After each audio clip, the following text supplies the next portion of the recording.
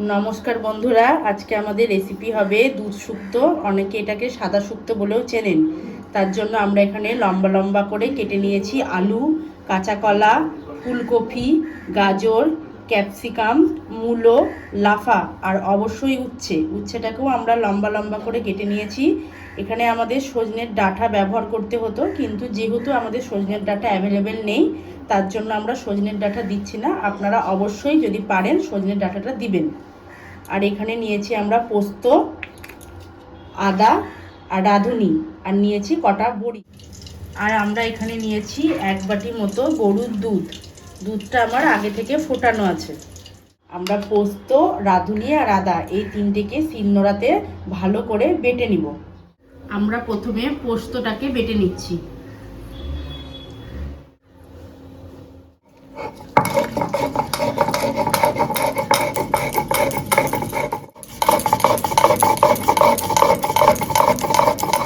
পোস্তটা আমরা একেবারে মিহি করে বেটে নেব। আমরা পোস্তটাকে একটা বাটিতে তুলে নিচ্ছি। পোস্তটা বাটা হয়ে গেছে, এবার এতে আমরা আদা আর রাঁধুনিটাকে একসাথে বেটে নেব। এর সাথে আমরা রাঁধুনিটাকেও দিয়ে দিচ্ছি। এটাকেও খুব ভালো করে বেটে নিচ্ছি, মিহি করে।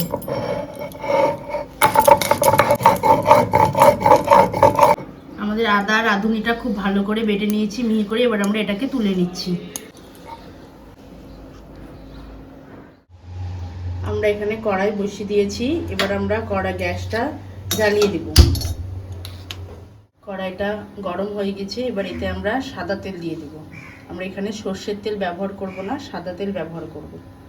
আমরা এখানে পরিমাণ মতন সাদা তেল দিয়ে দিলাম। আমাদের তেলটা গরম হয়ে গেছে, এবার আমরা বড়ি কটা আগে ভেজে তুলে নেব। বড়ি কটা আমাদের ভাজা হয়ে গেছে, এবার আমরা তুলে নিচ্ছি। একদম লাল লাল করে ভাজা যাবে না, অল্প ভাজছি বড়ি। এবার এই তেলেই আমরা প্রথমে উচ্ছেটা ভেজে নিব।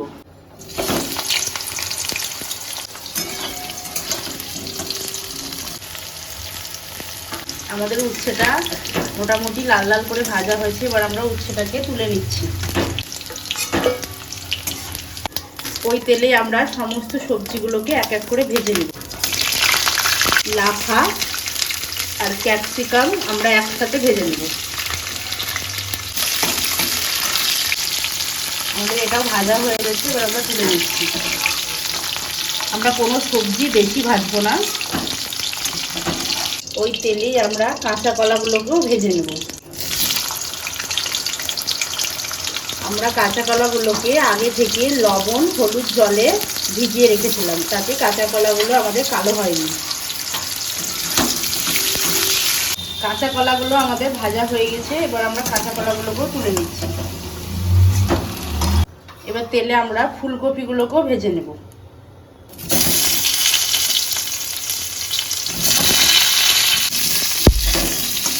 আমাদের ফুলকপিগুলো ভাজা হয়ে গেছে, এবার আমরা ফুলকপিগুলোকেও তুলে নিচ্ছি। আমরা ওই তেলের মধ্যেই 5 ফোড়ন অল্প করে আর অল্প একটু রাঁধুনি ফোড়ন দিচ্ছি। ফোড়নটা দেওয়া হয়েছে, এর মধ্যে আমরা এক এক করে কেটে রাখা আলু, কেটে রাখা গাজর, কেটে রাখা মূলো দিই। এবার এই সবজিগুলোর মধ্যে আমরা অল্প পরিমাণে লবণ দিচ্ছি।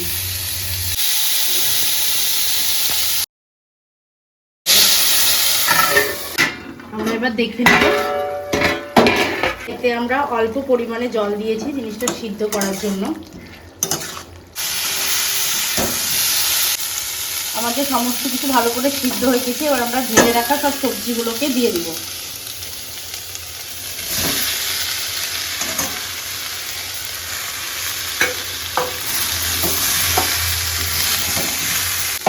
যেহেতু আমরা শুধুমাত্র আলু গাজর মূলোতে লবণ দিয়েছিলাম, বাদবাকি সবজিতে লবণ দিইনি, তাই আমরা এখানে পরিমাণ মতন লবণ দিয়ে দিব। এখানে ভেজে রাখা বড়িগুলোকেও আমরা একটু হাত দিয়ে ভেঙে দিয়ে দিব।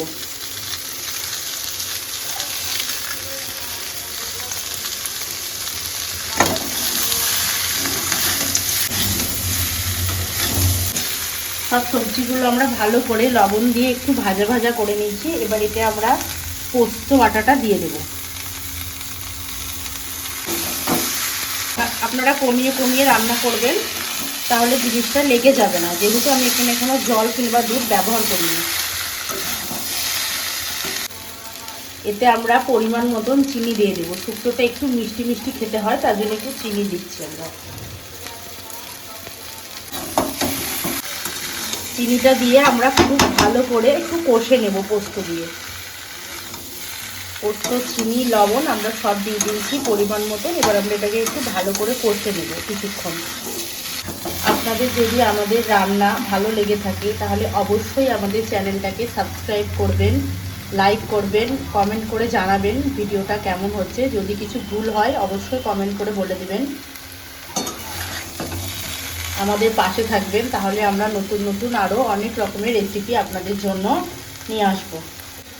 আমাদের সবজিটা খুব ভালো করে কষানো হয়ে গেছে। এবার এতে আমরা 1 বাটি গরুর দুধ দিয়ে দিচ্ছি।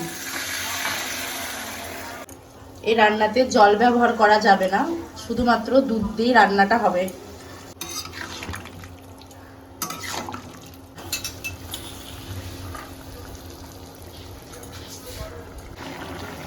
আমাদের এখানে দুধ দেওয়ার পর খুব ভালো করে ফুটে গিয়েছে।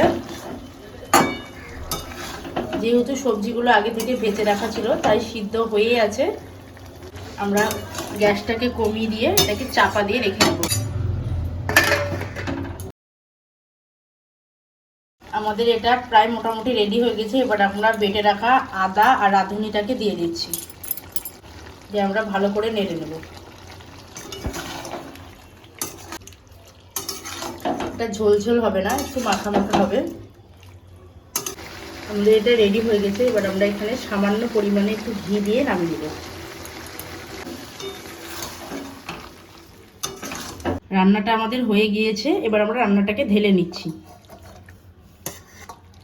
খুব সুন্দর গন্ধ বেরোচ্ছে। আপনারাও এইভাবে বাড়িতে চেষ্টা করে দেখবেন, খুব সুন্দর খেতে হয়। ভিডিওটি দেখার জন্য আপনাদের অসংখ্য ধন্যবাদ। এইভাবেই আমাদের পাশে থাকবেন। দেখা হবে আমাদের পরবর্তী ভিডিওতে।